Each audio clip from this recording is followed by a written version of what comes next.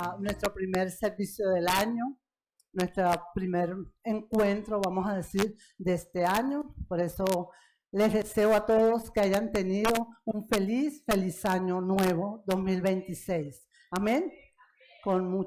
Tenemos muchos planes, propósitos para este año, cuales todos los ponemos en las manos del Señor, porque como dice la palabra, todo lo podemos en Cristo que nos fortalece. Amén. Entonces, bueno, para mí es un privilegio estar nuevamente aquí para compartir con ustedes la palabra del Señor. Entonces vamos a compartir esa palabra en el libro de Hechos. Vamos a empezar a trabajar por este camino del libro de Hechos en este año, empezando hoy el primer servicio. Y vamos a ir a Hechos 1 al 11. Me llamó la atención que cuando tenía la cita decía 1 al 11. Tengo 4 unos aquí. Entonces, bueno, gloria a Dios por eso, ¿no? Leemos en Hechos 1 al 11, del 1 al 11. Leemos en el nombre del Padre, del Hijo y del Espíritu Santo. ¿Todos tienen ya por allí la cita, la Biblia?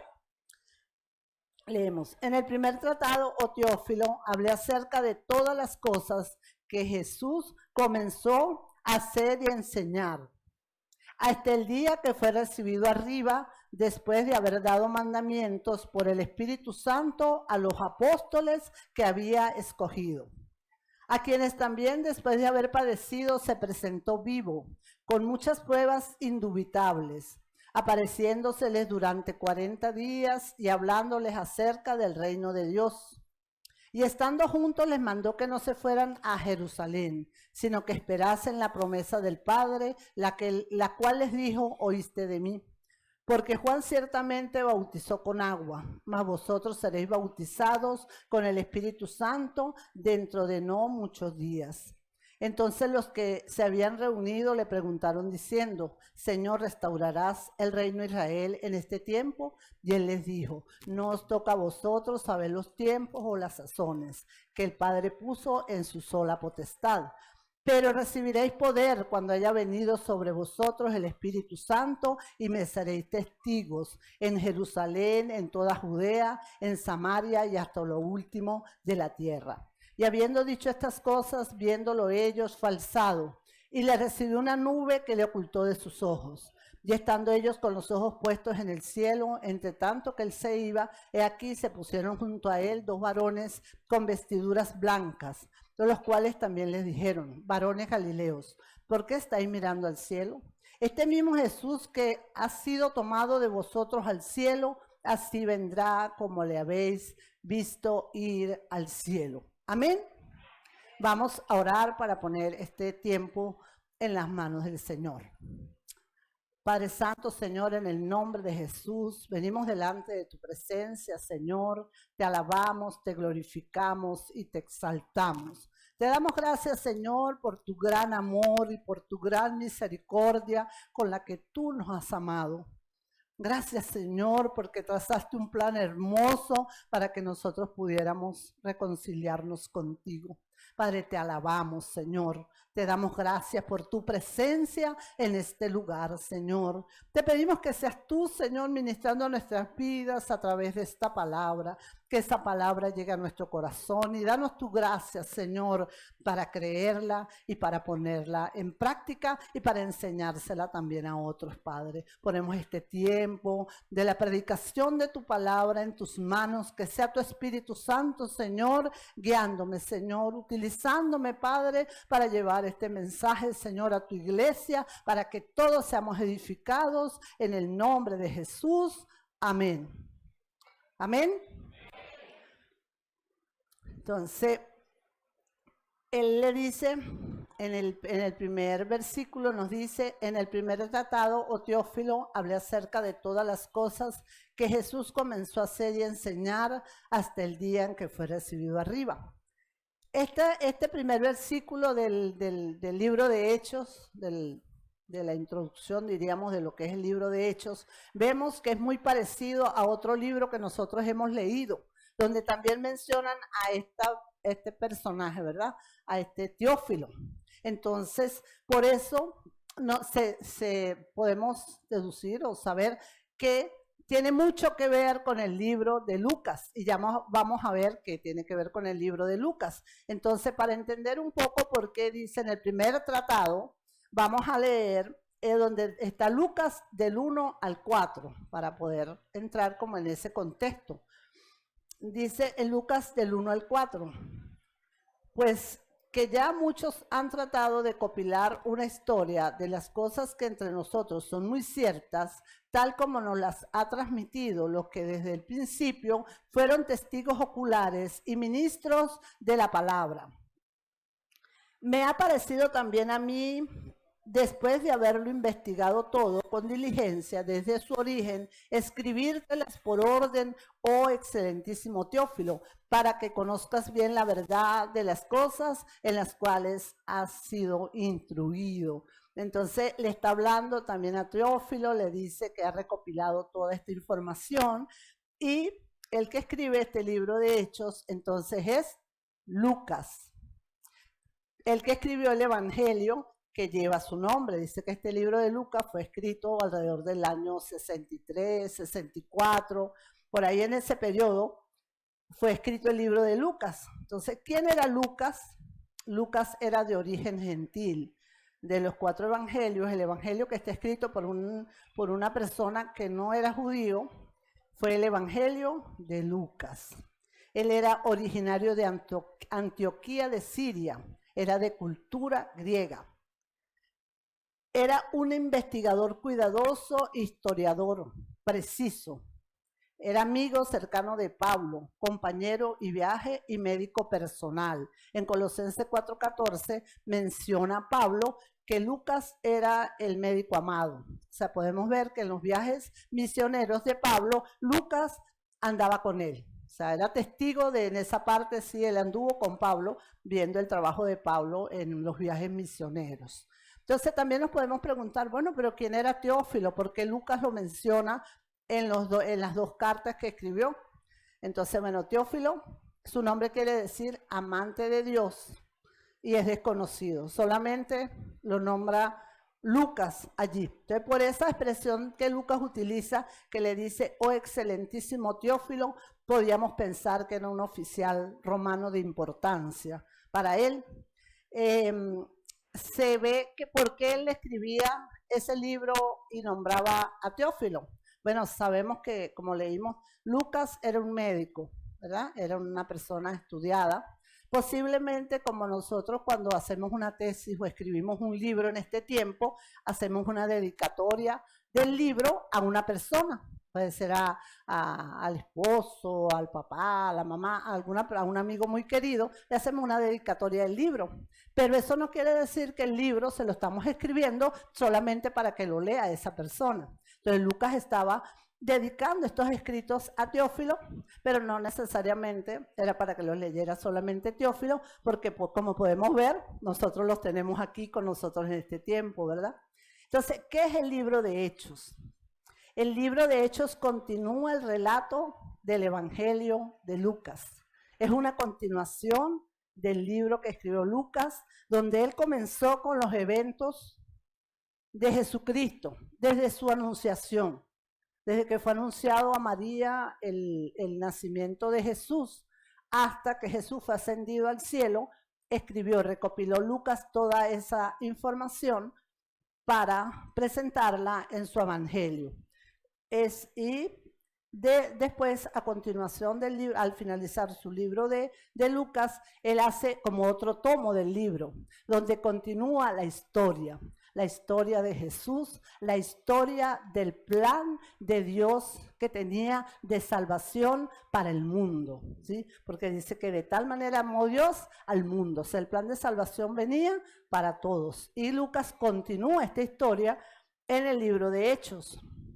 El propósito central de este libro de Hechos es eso, mostrar que Cristo continúa su obra a través de los creyentes y la iglesia bajo la dirección del Espíritu Santo. Nosotros decíamos ayer que el libro de Hechos podría llamarse, o sea, he escuchado, porque otras personas también lo han dicho, el libro de los hechos del Espíritu Santo a través de los apóstoles, ¿sí? Porque el Espíritu Santo es nombrado más de 50 veces, allá dice un hermano, más de 70 veces en el libro de los hechos. Es nombrada la obra del Espíritu Santo allí. Entonces, eso nos proporciona esa historia auténtica de los primeros 30 años del cristianismo. Cuando vamos nosotros al primer versículo, me llama la atención, donde dice, en el primer tratado, oh Teófilo, hablé acerca de todas las cosas que Jesús comenzó a hacer y a enseñar. Sé primero que lo que vi allí, ¿no? Que Jesús, que cuando él cuenta la historia de Jesús, cuando él le habla aquí en Hechos,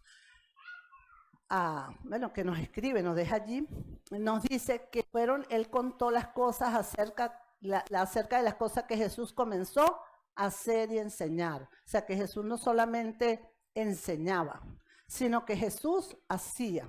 Jesús modelaba lo que él enseñaba. Él enseñaba a los discípulos, pero él ponía en práctica lo que él hacía.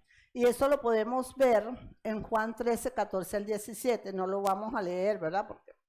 Pero podemos ver ese ejemplo de Jesús cuando él le lavó los pies a los discípulos. Él enseñó a los discípulos acerca de la humildad, acerca del servicio, y él lo demostró. Él le lavó los pies a los discípulos, dándoles ese ejemplo y dándolo también a nosotros. También podemos ver en Juan 10:10, en 10:11, perdón, donde les dijo, yo soy el buen pastor y el buen pastor da la vida por las ovejas. Entonces Jesús enseñó, pero Jesús también practicó lo que enseñó y nos dejó a nosotros ese ejemplo, que nosotros debemos de practicar lo que nosotros enseñamos. ¿Para qué? Para que haya coherencia en lo que decimos y lo que hacemos. Otro aspecto importante que nos dice allí es en el versículo 2, hasta el día en que fue recibido arriba, después de haber dado mandamientos por el Espíritu Santo a los apóstoles que había escogido.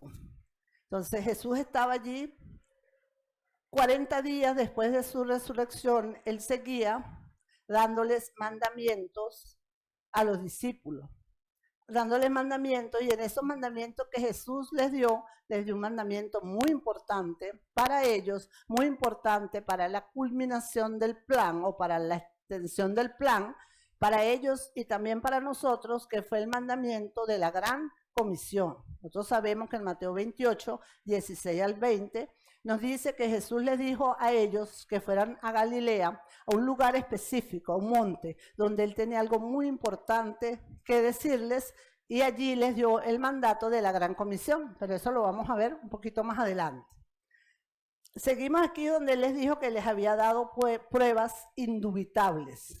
Entonces, ¿qué serían esas pruebas indubitables? Eran pruebas incuestionables, pruebas que no se podían negar. ¿De qué? De su resurrección. Habían evidencias de la resurrección.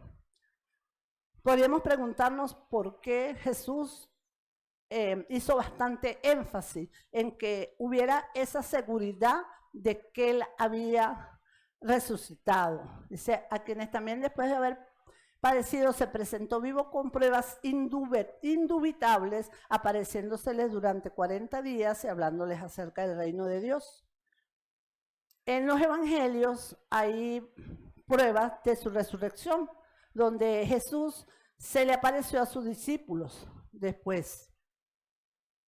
Y lo vemos en Juan 20, 19 al 20. Lo vamos a leer allí porque es importante también recordar esas pruebas. ¿Cómo fue que Jesús se apareció después de la resurrección? Dice, en Juan 20, 19 al 20, dice, cuando llegó la noche de aquel mismo día, el primero de la semana, estando las puertas cerradas en el lugar donde los discípulos estaban reunidos, por miedo de los judíos, vino Jesús y puesto en medio les dijo, paz a vosotros.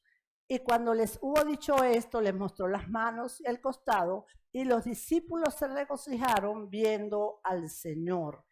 El Señor aparece en medio de ellos y el Señor les muestra sus manos, ¿verdad? Las heridas de sus manos y de su costado para que ellos se dieran cuenta, tuvieran seguros de que era el Señor que había resucitado. Y hay otros evangelios también donde menciona inclusive que Él comió con ellos. Él les preguntó que si tenían comida y Él comió con ellos también, o sea, dándoles esas pruebas. En 1 Corintios 15, 5 al 6 dice, y que apareció a Cefas y después a los 12. Después apareció a más de 500 hermanos a la vez, de los cuales muchos viven y aún otros ya duermen. No había duda. No solamente Jesús se le apareció a los 11, porque ya no estaba Judas. No solamente se le apareció al grupo que andaba con él, porque podía haber duda. Bueno, ellos dicen que resucitó, pero ¿a cuántos más se le apareció? Dice que se le apareció a 500 hermanos. O sea, cuando usted tiene pruebas de que algo sucedió y hay 500 testigos, ¿quién va a dudar? Porque él quería que eso quedara bien certero, ¿verdad? De esa resurrección. Lucas también lo narra, no tomé lo de Lucas, estamos hablando de eso, pero en Lucas anoten por allí esas citas que no leemos para que ustedes las lean en casa. En Lucas 24, 36 al 40 también Lucas expresa allí las pruebas de la resurrección de Jesús. Entonces, ¿por qué es tan importante la resurrección? Porque era importante en ese momento que eso fuera con pruebas de que nadie pudiera negar, pues, indiscutibles de esa resurrección. Bueno, porque todos mueren, pero no todos resucitan. Los hombres que murieron, inclusive en la cruz, al lado de Jesús, ellos murieron, pero ellos no resucitaron. Y hay canciones inclusive que dicen, ¿verdad?, que fulano y el otro murió, pero quedó en la tumba. El único que resucitó fue Jesucristo. El único que resucitó de la tumba, ¿verdad? Entonces, Jesús venció a la muerte con el poder de Dios al resucitar para darnos vida eterna. Que dice que ¿dónde está, oh muerte, tu aguijón? ¿Dónde está, oh sepulcro, tu victoria? ¿Por qué? Porque Jesús venció a la muerte, porque Él resucitó al tercer día.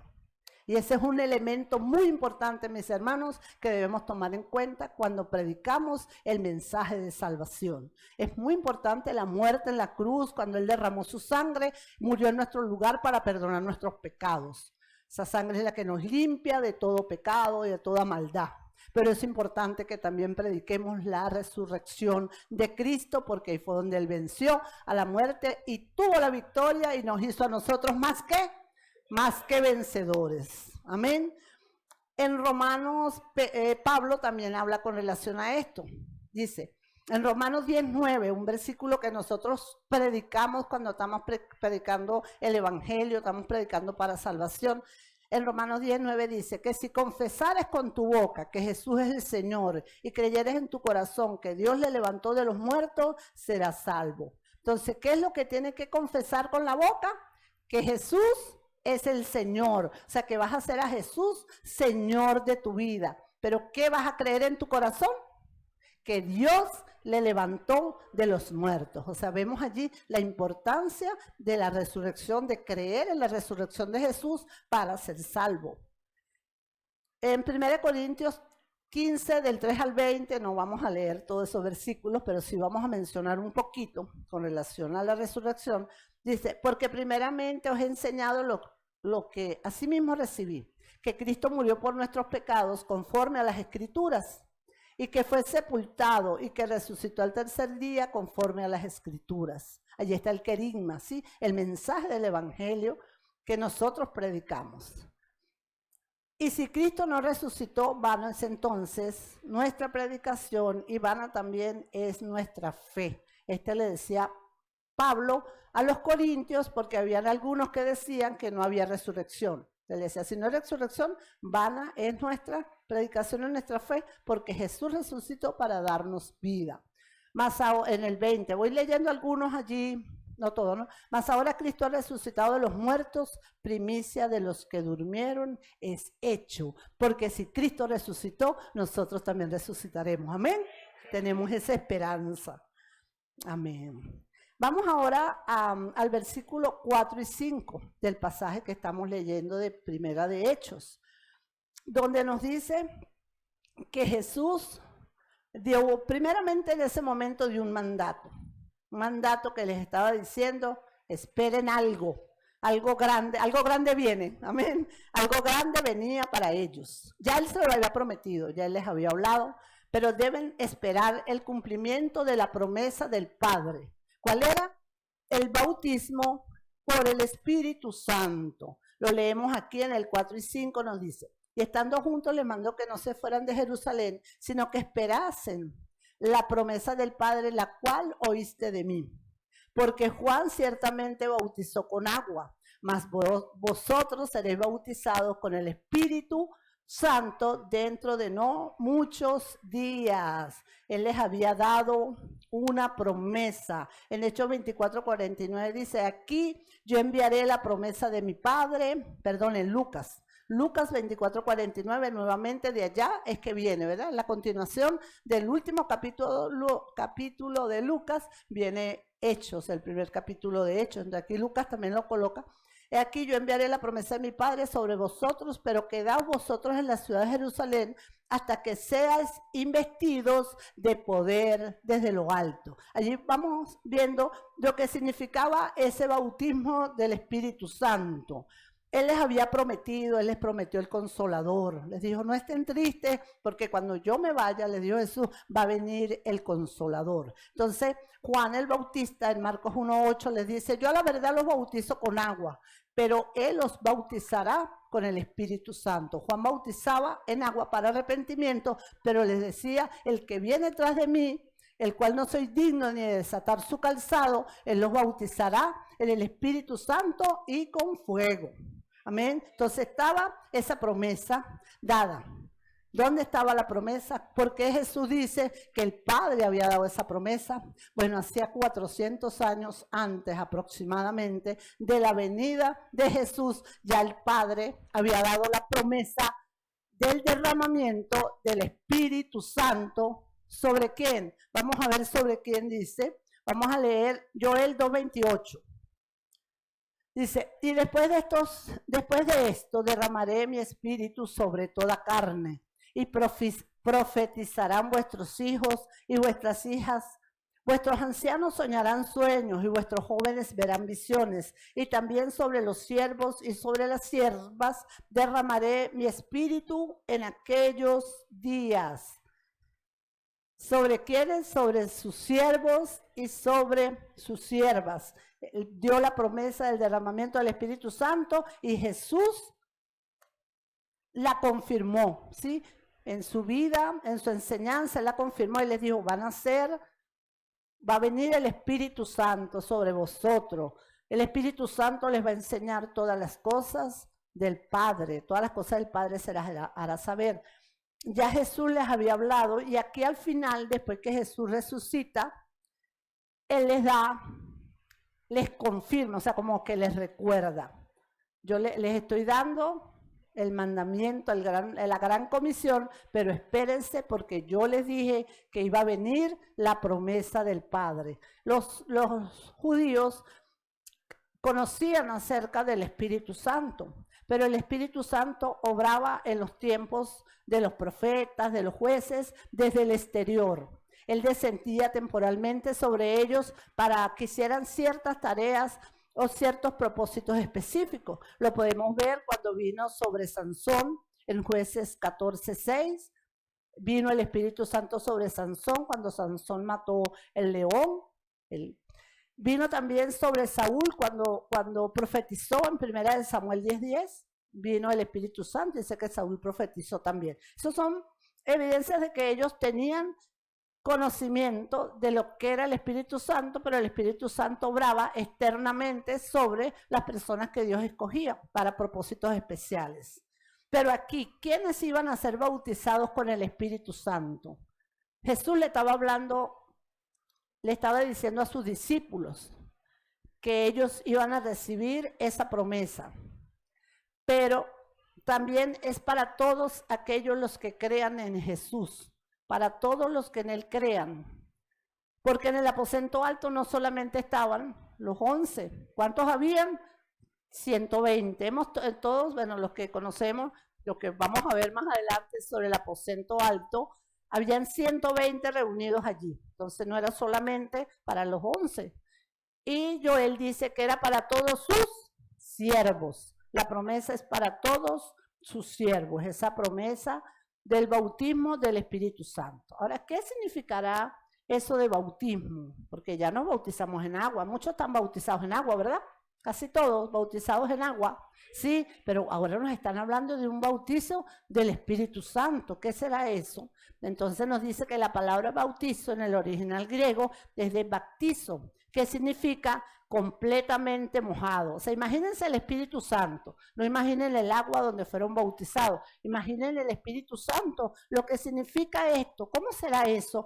Dice, completamente mojados, lavar. Viene de la palabra griega bapto, del verbo arrollar, inundar, cubrir completamente con un fluido, ligeramente mojar, por implicación manchar como con tinta, teñir, mojar y bañar. Yo diría que sumergir, amén. Sumergir, ese bautismo era sumergir. Hay una canción que cantamos que dice, sumérgeme. ¿Sí? Sumérgeme, Señor, en tu presencia. Entonces, era así, era sumergir, era lo que significaba eso que el Señor les decía que iba a hacer. El Espíritu Santo los iba a sumergir, que quedaran completamente impregnados del Espíritu Santo. Como que te agarran y te meten en una tinta y te sacan, y si la tinta es roja, tú sales todo rojito, si es azul, sales azul. Totalmente impregnados, mojar completamente. Y nosotros queremos ser impregnados, queremos ser sumergidos, ¿sí? Amén. Entonces, ¿para quién? ¿Cuál es el requisito? Ya lo vimos allí, pero vamos a buscar una escritura donde nos habla cuál es el requisito para recibir el bautismo del Espíritu Santo. Está en Hechos 2, 38 al 39.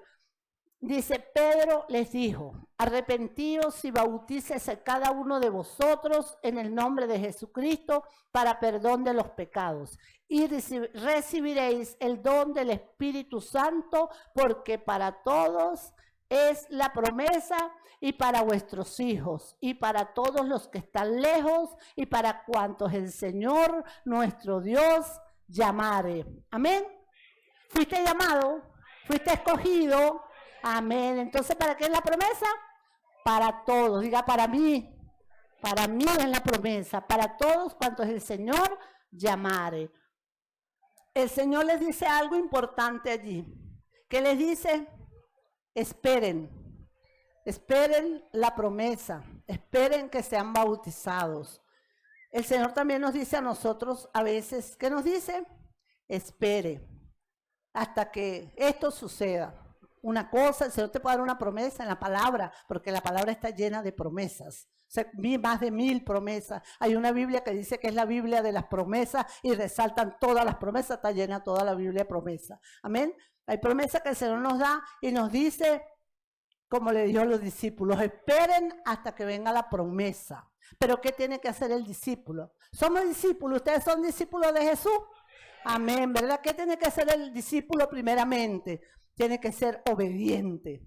Vamos a ver, ellos serían obedientes. Los discípulos esperarían esa promesa. Muchos sabemos que sí, porque hemos leído, ¿verdad? Cuando llegó la promesa, los discípulos fueron obedientes y pacientes. Esperaron con paciencia. Entonces nosotros cuando el Señor nos da esa promesa, hermano, no te apresures, no trates de ayudar a Dios, porque cuando ayudas a Dios lo echas a perder. Espérate que sea el Señor el que te dé lo que te ha prometido, porque a veces queremos echarle una ayudadita.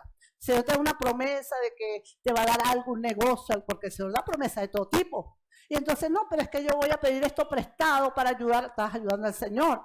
No, el Señor cuando te da una promesa, tú esperas pacientemente, porque el Señor si te lo prometió, Él lo va a hacer en tu vida, pero no sabemos cuánto tiempo vaya a pasar.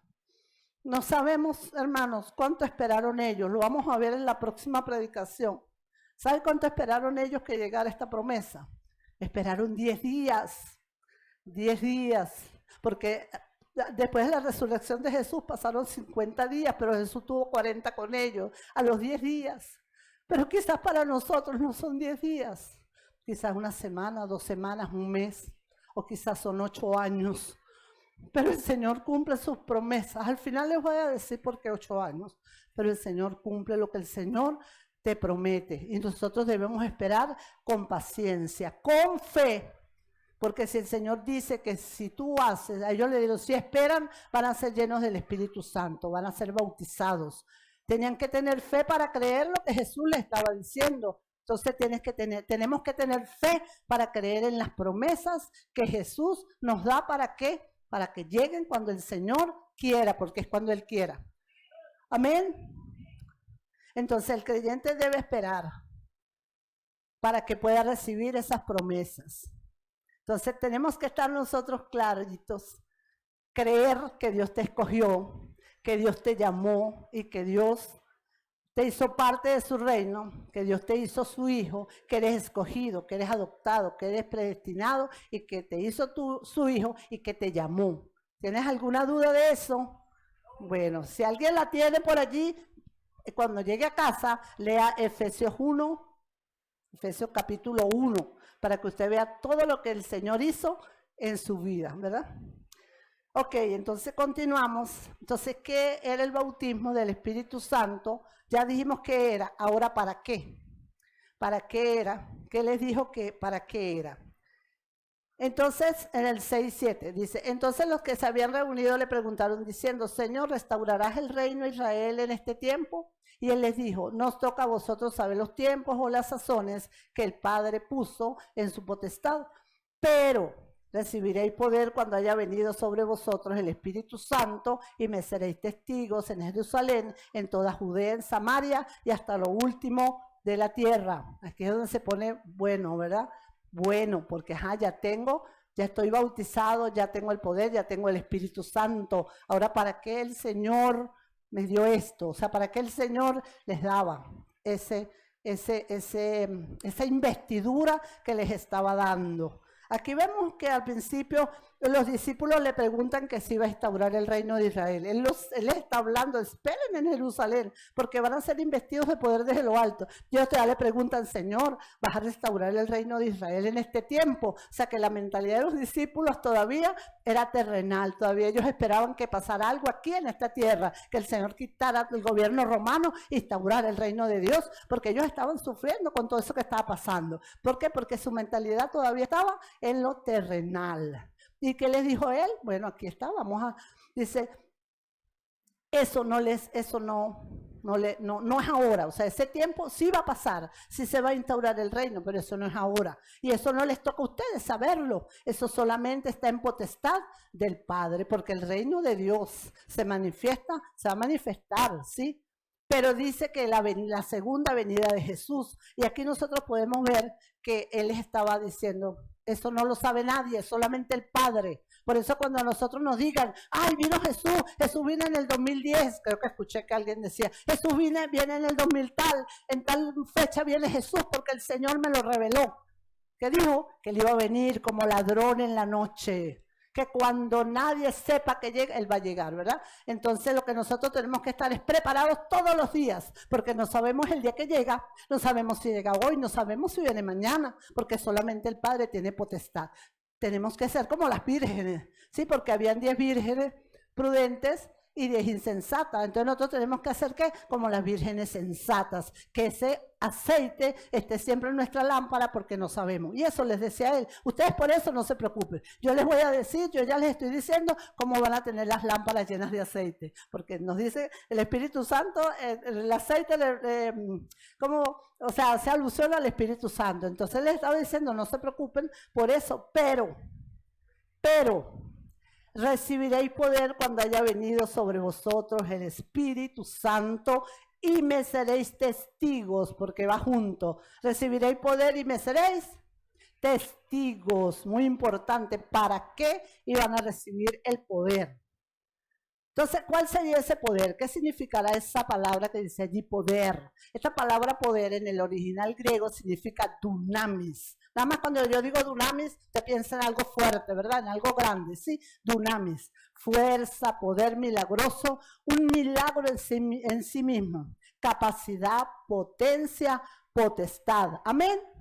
¿Usted lo cree? Dunamis, hermanos, el dunamis de Dios. En 2 Timoteo 1:7 dice, porque no nos ha dado Dios espíritu de cobardía, sino de poder, de amor y de dominio propio. Y esta palabra poder aquí también significa dunamis, porque el Señor nos dio poder, nos dio amor y nos dio dominio propio.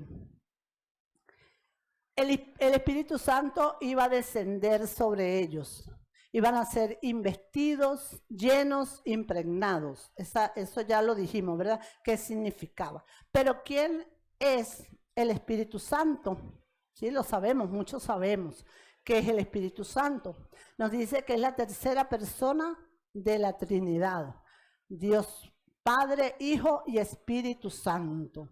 ¿Verdad? Un solo Dios, tres personas, Padre, Hijo y Espíritu Santo. Y nos dice que el Espíritu Santo es el Espíritu del Padre y es el Espíritu del Hijo. O sea que el Espíritu Santo es el Espíritu de Jesús. Es el Espíritu del Padre que viene sobre todos los que creen, sobre los siervos.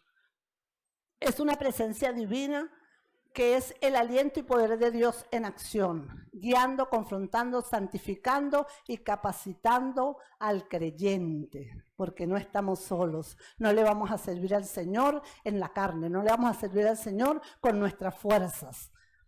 No, pero cuando nosotros nos podemos imaginar, hermanos, de ese poder que el Señor nos da, wow, es que con la mente natural no podemos entenderlo. Tenemos que estar llenos del Espíritu Santo para que podamos entender el poder del Espíritu Santo en nosotros. Amén. Tenemos que estar llenos. Pero aquí es lo importante. Bueno, todo es importante, pero ¿para qué? El mandato de Jesús que les dio después que Él los reunió allá en Galilea, antes de irse, antes de ascender, les dio el mandato de la gran comisión. Él les había enseñado todo. Él estuvo con ellos 3 años, enseñándoles, modelándoles. Jesús había venido con un propósito. Desde Génesis, ya cuando el hombre pecó y se apartó de Dios, porque el propósito de Dios para el hombre era que fuera su amigo, tener comunión con Él. Y el hombre se aparta de Dios, pero Dios establece un plan para reconciliar a ese hombre que se había apartado de Dios otra vez con Dios. Él establece un plan y pasan muchísimos años, siglos, ¿verdad? Pero llega Jesús, que era la promesa de Dios para llevar a cabo ese plan de reconciliación, de salvación. Nace Jesús y empieza su ministerio. Con estos 12 hombres que Él escogió, empieza a entrenarlos, a enseñarlos, a ponerlos a que practiquen lo que Él les está enseñando. Jesús dura 3 años en la tierra, muere en la cruz, es crucificado, pero Él tiene que subir al cielo. Él no puede seguir, o sea, en cuerpo, haciendo la obra aquí. Ellos habían sido testigos de todo lo que Jesús había hecho en Jerusalén, en Israel, donde estaban los judíos, habían sido testigos, Jesús lo habían visto, habían testigos presenciales de todo. Pero ¿qué pasaba con los que estaban en Roma? ¿Qué pasaba con los que estaban en Antioquía, los que estaban en España? No sé hasta dónde estaba poblado la tierra en ese momento. Ellos no sabían porque ellos no estaban allí. Entonces Jesús los reúne y les dice, bueno, aquí es donde siguen ustedes. El Señor se iba, pero Él les iba a dejar a ellos una gran comisión. ¿Cuál era esa gran comisión? Esa la vemos en Mateo 28, 19 al 20. Por tanto, id y haced discípulos a todas las naciones, bautizándoles en el nombre del Padre, del Hijo y del Espíritu Santo, enseñándoles que guarden todas las cosas que os he mandado. Y aquí yo estoy con vosotros todos los días hasta el fin del mundo. El Señor les había dado una tarea. El Señor les había dicho, ahora ustedes van a ser mis testigos. Ahora ustedes van a seguir lo que yo comencé.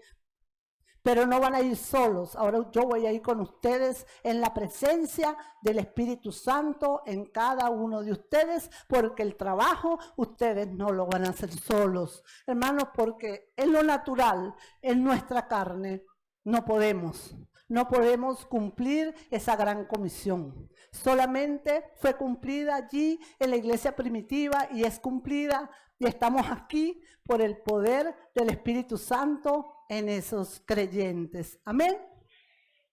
Entonces, ¿qué significará esa palabra ser testigos?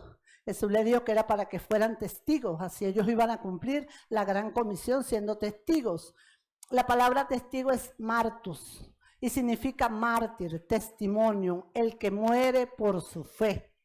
Ellos iban a ser mártires y los vimos, ¿sí? ¡Wow! ¿Y qué mártires fueron? Los primeros apóstoles que mártires fueron, dieron su vida por la obra, por cumplir la gran comisión, por cumplir el propósito de Dios. ¿Y sabe cuándo vi yo esto tremendo? No tengo la cita de Pablo y Silas. Cuando Pablo y Silas estaban en la cárcel, que les dieron, bueno, latigazos, los metieron en el calabozo. Eso me impresionó cuando mi esposo predicó de eso, de verdad. Lo había escuchado muchas veces, pero en ese momento me impresionó. Le dan, bueno, una paliza a Pablo y a Silas, los hieren, los meten en el calabozo más adentro, les ponen un cepo. ¿Y saben qué? Se pusieron a cantar y a alabar a Dios, porque ellos dijeron que esto nos pasó porque estábamos haciendo la obra. Si usted está haciendo la obra, hermano, y le pasan cosas, usted no se ponga, no se desanime, póngase a cantar, porque usted estaba haciendo la obra del Señor. ¿Y saben qué pasó? Hubo un terremoto y el cepo se abrió, las cadenas se le cayeron. Ay, hermano, ¿qué hubiese hecho usted? Si usted está en esa condición y de repente usted se ve las puertas abiertas, se le caen las cadenas, a correr. Vámonos de aquí, ¿verdad? Porque igual el Señor me está librando. Pero ¿sabe qué? Esos hombres tenían el plan de Dios, el propósito para el que Dios los había llamado, lo tenían bien claro. Porque cuando vino el carcelero y se iba a matar, le dijo, no te quites la vida, aquí estamos todos. ¿Y saben qué pasó? Creyó el carcelero, creyó toda su casa, fueron bautizados y se expandió el reino de Dios en ese lugar. ¿Por qué? Porque Pablo y Silas estaban claros, hermano. Claro, nosotros vamos y nos pasa algo. Ay, no, ya, yo no voy a hacer nada. El Señor me mandó, pero mira, no tengo comida. Yo no voy a predicar hoy. ¿Pablo y Silas lo hubiesen hecho? No, ¿por qué? Porque ellos tenían clara la misión. Ellos tenían claro para qué era que Dios los había dejado aquí en esta tierra. Y nosotros tenemos la misión. Para eso estamos aquí. ¿Por qué? Porque nosotros aceptamos a Cristo y tenemos vida eterna. ¿Sí? Si una persona acepta a Cristo hoy y se muere mañana, ¿para dónde se va? Para el cielo con Cristo. No sufre, no pasa calor. Se va para el cielo, porque eso lo dice la palabra. Ah, pero ¿por qué el Señor nos deja aquí, mis hermanos? Porque tenemos que cumplir una misión. Porque el reino de los cielos no se va a expandir solo. Porque Él no mandó a los ángeles a expandir el reino de los cielos. ¿A quién mandó? A ver, ¿dónde hay uno? Aquí hay uno que el Señor mandó para que fuera utilizado como instrumento para la expansión del reino de Dios. Y estos hombres lo entendieron muy clarito, ¿verdad? Entonces, ¿pero qué era lo más hermoso? Que ellos no iban a hacer el trabajo. Que ellos no iban a hacer el trabajo. Es que ni siquiera era que te manden a hacer algo y te den una tremenda computadora para que hagas el trabajo. No, porque era poder. Era el poder del Espíritu Santo sobre ellos. Era el Señor, porque sabe que les dijo, vayan, hagan discípulos a todas las naciones. Y yo estaré con vosotros todos los días hasta el fin del mundo.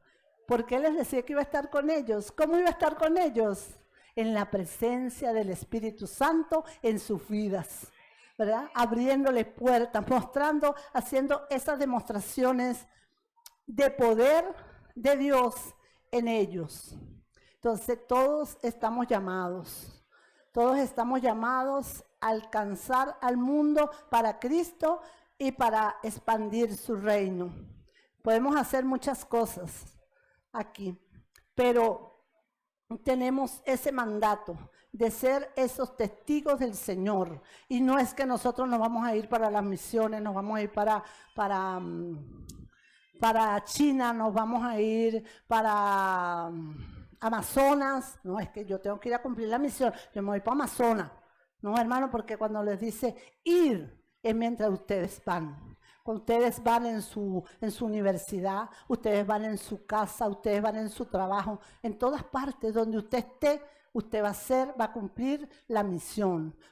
Y cuando le dice que van a ser testigos, no significa solamente que ustedes van a predicar, que van a llevar el mensaje con el querigma, voy a predicar el querigma, voy a salir a la calle, echar allá y predico el querigma y ya cumplí con la misión. Ustedes van a ser testigos porque ustedes en sí mismos van a ser testigos de ese poder de Dios.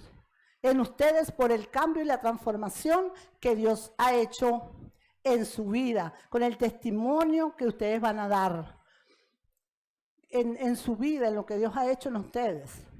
Entonces, ¿te permite dar testimonio? Sí. ¿Te van a seguir las señales? Sí. Hay señales que te van a seguir cuando eres lleno del Espíritu Santo y estás cumpliendo la misión. Hay señales porque Él les dijo, prepárense porque hay señales, mis hermanos. Y dice que te van a seguir, no es que tú las vas a seguir a ellas. Hay señales que Dios te va a dar.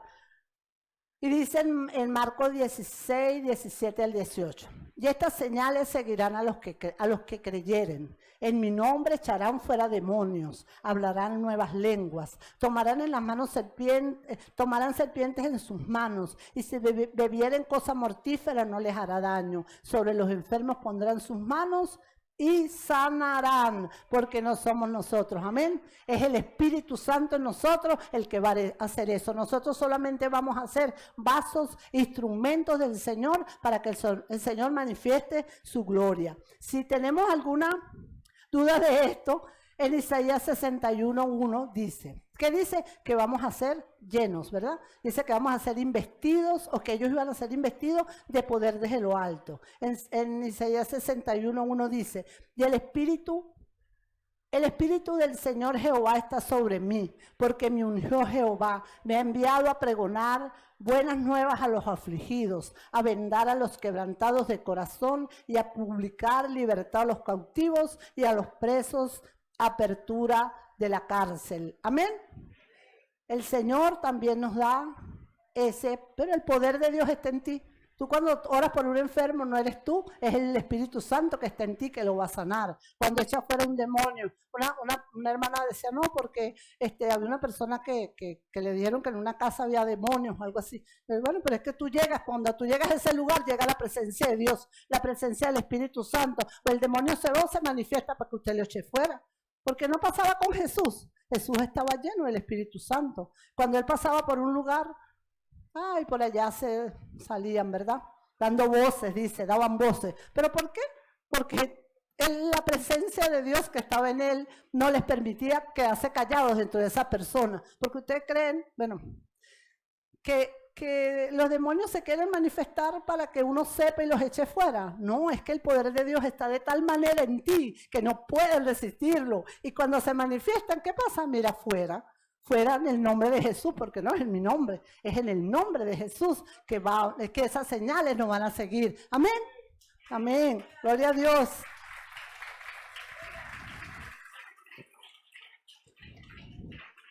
Amén. Pero ¿qué tenemos que hacer? Mire, cuando nosotros aceptamos al Señor, somos sellados con el Espíritu Santo. El Espíritu Santo viene al creyente. Cuando creen, reciben el Espíritu Santo, porque no es un acto que vamos a hacer para que usted reciba el Espíritu Santo. Pero sabe que la llenura del Espíritu Santo no es así. Que usted llegó, usted creyó y usted sigue viviendo la vida como... Y ya estoy llena del Espíritu Santo, voy a echar fuera demonios. Tengo no sé cuántas cosas que no he dejado del mundo, pero yo voy. No, ¿por qué? Porque debemos anhelar con el corazón la llenura del Espíritu Santo. Él les dijo, esperen. Cuando estemos estudiando el capítulo 2 de Hechos, vamos a ver qué hacían ellos mientras ellos esperaban. Dice que ellos, ¿qué? Ayunaban y oraban para esperando la venida del Espíritu Santo. Ellos no estaban haciendo lo que ellos querían, ¿verdad? Dándole rienda suelta a los deseos carnales. Estaban orando y estaban ayunando. ¿Por qué? Porque ellos anhelaban que eso se hiciera carne en sus vidas, anhelaban que eso pasara. Anhelamos nosotros anhelamos que el Espíritu Santo nos llene, que el Espíritu Santo nos use, que sea el Espíritu Santo en nosotros. Porque cuando vemos una persona que está manifestando la llenura del Espíritu Santo, a veces, nos quedamos asombrados, ¿sí? Cuando vemos alguna manifestación en algún hermano que vemos, nos quedamos asombrados. ¡Wow! Ese hermano ora en lengua. ¡Ay, ese hermano hace esto! Pero es que eso es ¿para quién? Para todos nosotros, para todos es esa promesa, ¿sí? Para todos, todos podemos tenerlo, hermano, no es exclusivo. No es exclusivo. Mi esposo, había una canción en los años de antes, cuando nosotros éramos nuevos creyentes, estamos empezando en el caminar del Señor, que decía, el Señor no tiene favoritos, pero ¿tiene qué? ¿Qué tiene el Señor? Íntimos. El Señor no tiene favoritos. No es que el Señor te va a coger a ti porque eres favorito del Señor, pero ¿sabe qué tiene? Dígalo. Íntimos, los que van a su presencia, a llenarse del Espíritu Santo, de la presencia de Dios. Pero ¿sabes qué? A llenarse de la presencia de Dios no es que voy y oro y ya estoy lleno de la presencia de Dios, porque hay algo muy importante, que es la obediencia. Porque la obra de Dios en mi vida se va a ver a través de la obediencia que tengo yo hacia dónde, hacia la palabra de Dios, a como Dios quiere que yo ande. Pero no estamos solos, el Señor está con nosotros porque no solamente nos va a ayudar para nosotros ir a predicar, para echar fuera demonios, para sanar enfermos. Ese poder que está en ti te ayuda también a que Dios te perfeccione. A medida que nos acercamos a esa luz, a esa presencia de Dios, el Señor también va quitando todo lo que a Él no le gusta de nuestra vida, ¿sí? Y nos va santificando en esa santificación progresiva. Y entre más nos acercamos al Señor, más somos investidos, impregnados, estamos sumergidos en la presencia del Señor. Amén. Entonces debemos desear, anhelar. Yo le decía a la hermana Yesser ayer, no hermana, porque a veces nosotros decimos, yo quiero que el Señor se manifieste en mí a través de milagros, que ore por los enfermos, que se sanen, que bueno, todo esto. Y mi esposo una vez le pedí al Señor eso, que el Espíritu Santo se manifieste en mí, que yo pueda orar por los enfermos. Claro, amén, no está mal, por supuesto que está bien también. Y entonces dice que el Señor le puso en el corazón una canción que decía, yo soy testigo, ¿a qué nos llamó a ser testigos, verdad? Yo soy testigo del poder de Dios por el milagro que Él ha hecho en mí.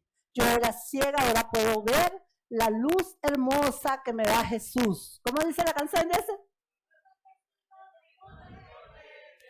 Amén, aleluya.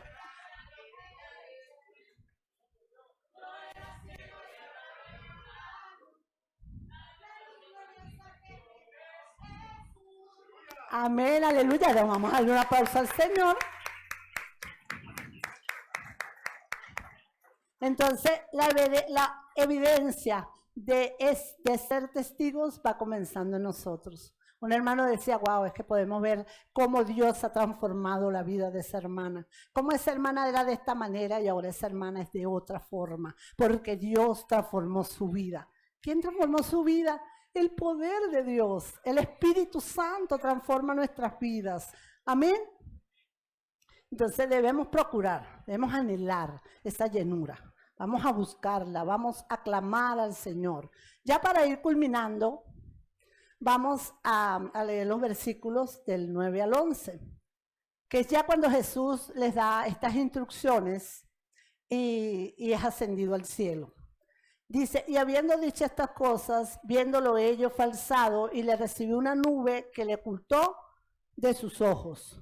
Y estando ellos con los ojos puestos en el cielo, entre tanto que él se iba, he aquí se pusieron junto a ellos dos varones con vestiduras blancas, los cuales también de vosotros al cielo, así vendrá como le habéis visto ir. Entonces, allí se menciona que Jesús subió al cielo, fue ascendido. Él se despidió de sus discípulos, les dio estos mandatos, les dio esta promesa y él se va y ellos lo Jesús. Que una nube, que subió en una nube. Esa nube nosotros la hemos visto, si algunos la han visto, cuando leemos el Antiguo Testamento, por lo menos en el tabernáculo de Moisés en el desierto, decía que venía una nube y se posaba. Nosotros la relacionamos con la presencia de Dios. En otros lugares también del Antiguo Testamento habla de la nube. Los ángeles, dos hombres con vestiduras blancas, decimos pues que son ángeles, pero eso no nos puede, cuando nosotros hablamos de del nacimiento de Jesús, los ángeles fueron los que hablaron con María, los ángeles hablaron con José. O sea, los ángeles estuvieron presentes en el ministerio de Jesús. Sí, eso no puede asombrarnos. Y sí, 2 ángeles se les aparecieron y les hablaron a los discípulos. Eso podemos ver. Son los ángeles, bueno, ellos son seres espirituales creados por Dios que actúan como mensajeros y agentes suyos, ministrando a los creyentes, protegiéndolos y cumpliendo su designio. Ese es el Señor que Él los pone allí. Y en Hebreos 1:14, para salvación. Por eso nosotros oramos y le decimos, Señor, envía tus ángeles, porque hay una escritura que dice, el ángel de Jehová acampa alrededor de los que le temen y los defiende. Seguramente que hay muchos ángeles, pero ellos están al servicio del Señor. Amén. Y ellos fueron los que le hablaron a los discípulos. Ustedes al cielo. Jesús se iba. Se iba Jesús, me imagino la tristeza de ellos, porque cuando alguien se va, nosotros nos ponemos muy tristes, ver alguien que queremos mucho, ellos estarían tristes. Pero en Apocalipsis 1:7 dice, aquí que viene con las nubes y todo el linaje de la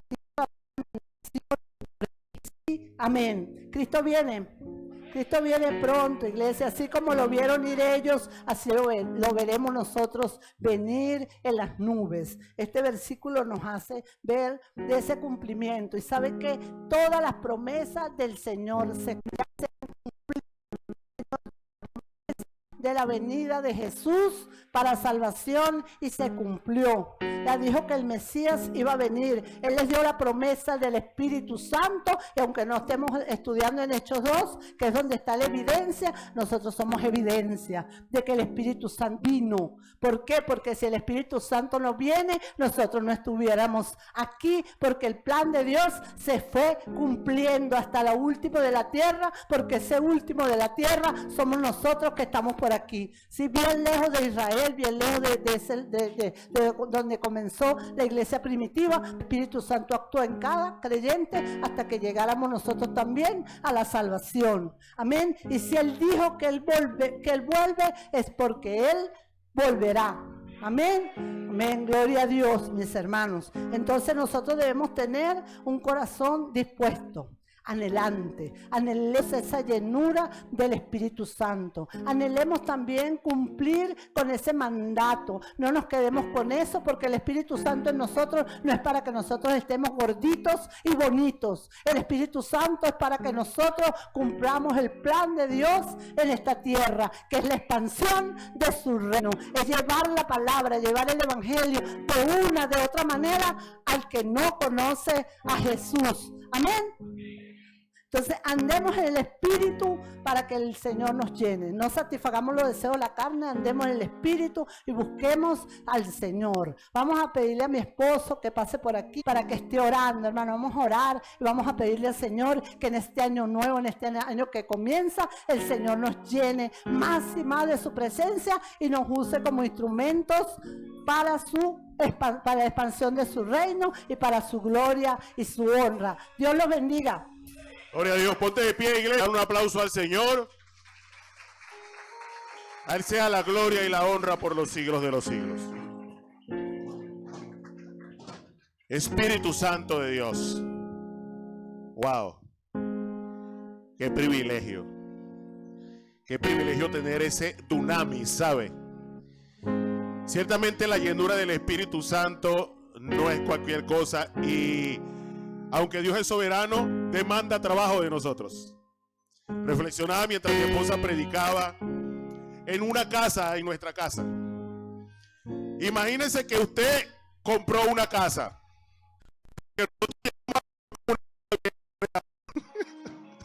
Necesitamos remodelación cuando llegamos al Señor. ¿Sí?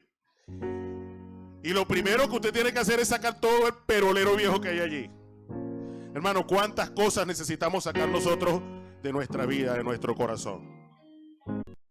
El Espíritu Santo llega a morar en esa casa. Porque el que viene a morar, el que viene a ser el dueño, es el Espíritu Santo de Dios. Porque somos templo y morada de Él. ¿Sabes qué? casa está, dice, oye, esta es la casa que yo quería, este es los muebles que yo quería, el juego de comedor que yo quería, la cocina que yo quería, la lavadora que yo quería. Y eso requiere tiempo, eso requiere esfuerzo, eso requiere dedicación. La llenura del Espíritu Santo requiere también de nosotros esfuerzo. Requiere tiempo de búsqueda de la presencia del Señor para que ciertamente Él nos llene. Que Él llene cada espacio. Él está morando en nosotros. Entienda esto, el Espíritu Santo está en nosotros. ¿En cuánto está el Espíritu Santo? Levante la mano. Morar donde usted tiene morando el orgullo. Allí. Y si usted tiene orgullo, usted no está lleno. Ahí está morando el orgullo. Pero Él quiere morar en usted en esa área. Él quiere morar en usted donde hay duda. Él quiere morar en usted donde hay temor. Donde eso necesita, amado hermano, que nosotros le busquemos. Por eso vamos a orar todos juntos, sí. Para que este 2016 nosotros, oye, saquemos todos los peroles viejos. Todo lo que nosotros sabemos que todavía está en nuestro corazón. No, pero es que a mí me gusta mucho ese ceibó. Hermano, ese ceibó ya le faltan 3 patas, lo tiene con un bloque, el vidrio está partido. Pero es que me gusta mucho. No, no sirve. Ya no te es útil. Y hay cosas en nuestras vidas que ya no son útiles para que Dios obre. Señor, yo entiendo que esto ya no te es útil, que tú no quieres esto en mi vida, y lléname más de ti. Lo que tú sabes, Señor, que sí va a ser de utilidad para tu reino. Eso es lo que nosotros debemos anhelar. Te damos las gracias, Señor, por la palabra que tú has traído, Señor, a nuestras vidas en este día, Padre de la gloria. Señor, que ese Espíritu Santo, Señor, que descendió, Señor, sobre los discípulos en el aposento alto, esa promesa, Señor, que ellos esperan aquello, Señor, que ya no te es de utilidad, Dios eterno, aquello que por el contrario estorba tu obra, Señor, en nosotros y a través de nosotros, Dios eterno. Señor, inquieta nuestros corazones a buscar tus dichos, a buscar tus palabras, a buscar tus preceptos, a buscar tu... Como ministro del Evangelio, reprendo toda obra satánica en la obra de los miembros, en la vida de los miembros de esta iglesia, en el nombre de Jesús de Nazaret. Señor, todo aquello que no procede de ti, Señor, lo echamos fuera en el nombre que es sobre todo nombre, en el Jesucristo de Nazaret, el alfa y el omega, el principio y fin de todas las cosas, el que era, el que es, el que ha de venir, oh, el restaurador de portillos, Señor amado. Señor, a ti sea la gloria y la honra. Todo es por ti y para ti, Señor. Señor, que podamos reconocer eso, Señor. Que todo es por ti y para ti, Señor. Que lo que podamos, Señor, programar sin ti, Señor, es inútil, Señor. Pero que entendamos que necesitamos ser llenos de ti, Señor. Llenos de tu presencia más y más cada día, Señor. Que tú ocupes cada espacio, cada área, Dios eterno. Que tu Espíritu Santo pueda desplazar, Señor, todo orgullo, toda envidia, toda ira, todo rencor, todo resentimiento, todo miedo, Señor amado. En el nombre de Jesús de Nazaret, Señor, paséate en esta hora, Padre de la gloria. Que el poder de tu Espíritu Santo, Señor, prometido también, Señor, sea sanando a los enfermos en esta hora, Dios eterno. Paséate, Señor, por esta congregación en medio de los que tienen dolencia, Señor. Reprendemos en esta hora en el nombre de Jesús a todo espíritu opresor sobre los cuerpos. En el nombre de Jesús, Señor. Paséate, Señor, en esta hora en tu Espíritu Santo, Señor, por la iglesia. Señor, mira aquellos que a pesar, Señor, de las enfermedades y de las dolencias, están aquí adorándote, Señor, en este primer servicio del año. Mira aquellos que tienen también parientes enfermos, Padre amado, Dios todopoderoso. Señor, que dice, pide y se os dará, Señor. Trae sanidad, Señor amado, Dios todopoderoso. Trae fortaleza, Padre de la gloria, Dios todopoderoso. Y ayúdanos a confiar, Señor, en tu provisión, en tu sustento, Dios eterno.